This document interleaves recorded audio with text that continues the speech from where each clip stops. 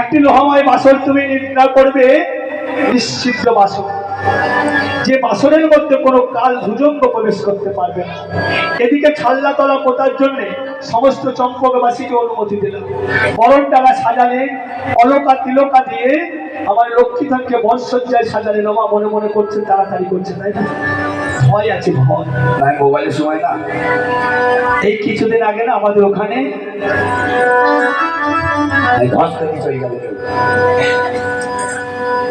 যাই হোক, আরেকজন মাজনের 10 টাকা দান করেছে, হাতের শাখা সীমন্তের সিঁদুর চিরে অক্ষয় রবি।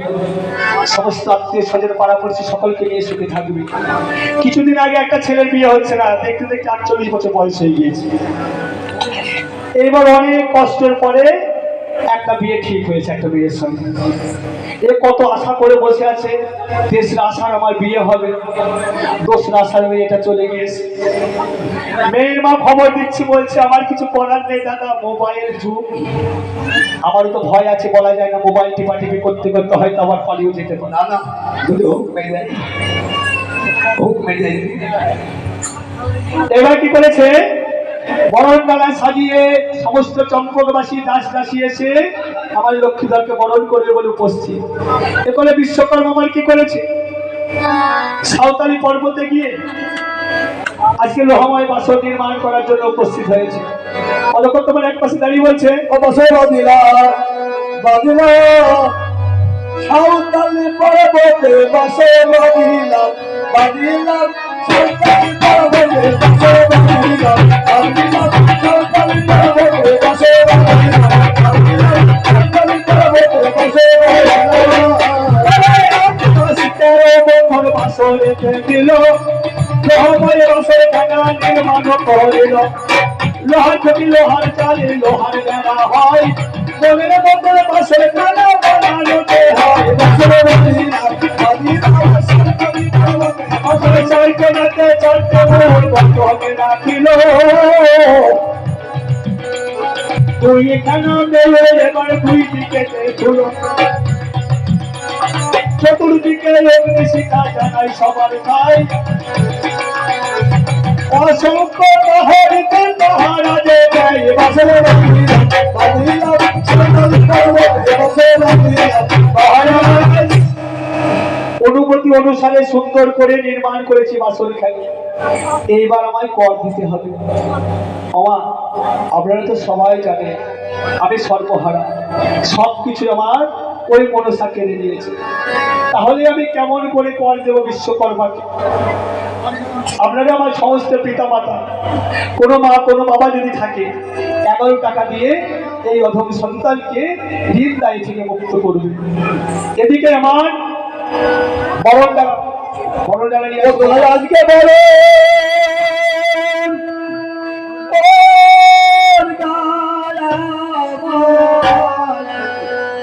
বালা লক্ষ্মীর দান, তোরা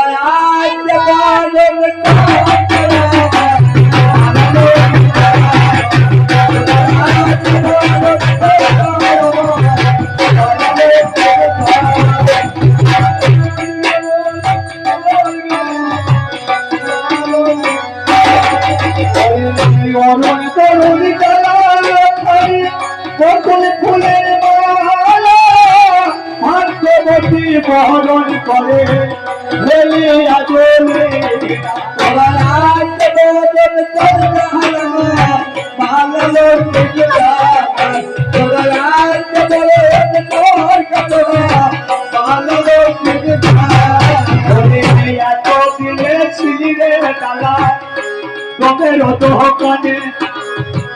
ভাগ্য ফলে এলি রে ডালা, বরণের কালে রে তোরা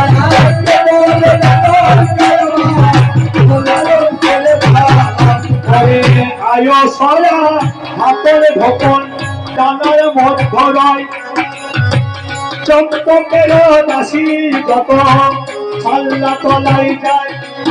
এবার বরণ ডালা নিল দাসী, জানায় সবার কাছে ভক্তি ভরে পড়ায় বালা, লকায়ের গলাতে তোরা তাহলে ফিরে যাও।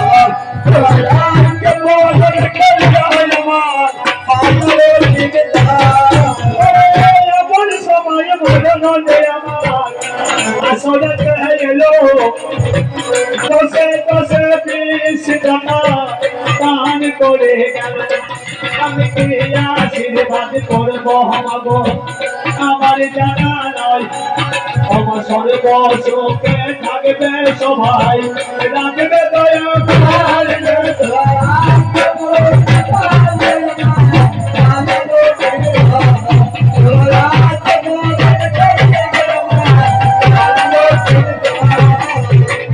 এদিকেতে দাসী আমায় বড় করে ভালো, কথাই আমার মনে মনে চিন্তা করে গেল, ছয়টি ভাত্রে বড় দূরে তারা হারাই, আজ কাঁদিতে কাঁদিতে লখাই আমার তাদের কাছে যাই, লখাই বলে বড় বউকে মায়ের সমান, আজ আশীর্বাদ করবে বউকে, জানাই রামকে দিলে তোরা রামকে বলো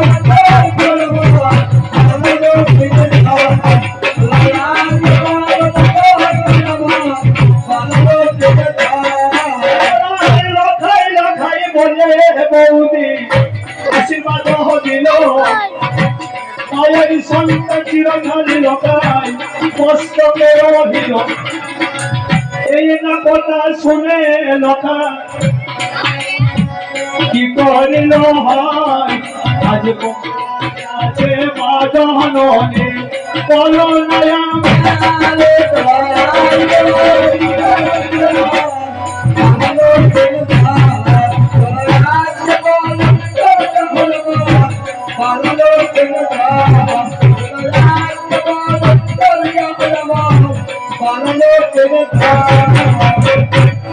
মা জননী দুঃখের দিনে ঘরের কোণে ছিল, নয়ন জলে মায়ের আমার মুখ যে ভাসিল, লখাই বলে রোজনী উঠে এসো তুমি, আশীর্বাদ না করিলে যাব না তো আমি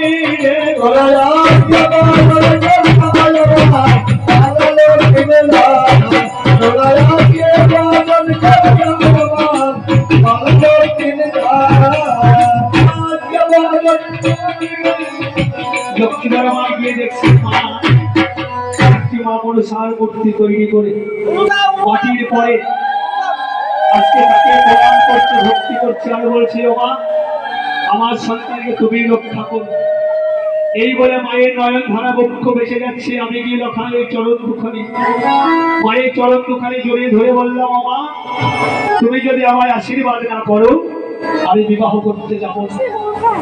লক্ষ্মীধর মাই কি করেছিল, মায়ের হাতটি ধরে বাহিরে আনিয়ে ছয় বেহারা পালকি খেলা নিয়ে এসে দাঁড় করিয়েছে ছাল্লা তলার পাশে, ছাল্লা তলায় উঠেছি, পালকিতে চেপেছি, মায়া মাই কি করলেন আশীর্বাদ করতে এসে বিদায় দিচ্ছে। লক্ষ্মীধর মাই কি করেছে, মায়ের চরণ ধরি মস্তকে ধারণ করলেন, এক বাটি তন্ডুল নিয়ে মায়ের অঞ্চলে দিয়ে বলল মা আমি তোমার জন্য দাসী আনতে যাচ্ছি, আসতে যদি আমার বিলম্ব হয় তোমার খোদা হবে, এই তন্ডুল পানি পাঠ করে তুমি তোমার খোদা নিবারণ করো। এই বলে মায়ের চরণ ধরে মস্তকে ধারণ করলেন, মায়া আমার লক্ষ্মীধরের হাতটি ধরে বলছে লড়াই আর কি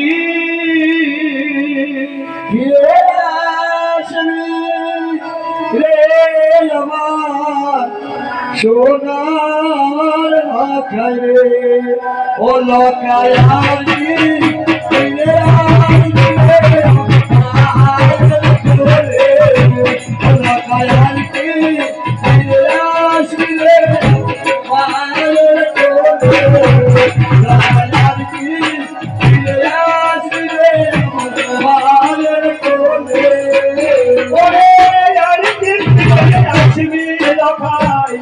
আসবে মায়ের কোলে তোরে কোনদিন কি ডাকবি আমায় মা মা বলে লখাই,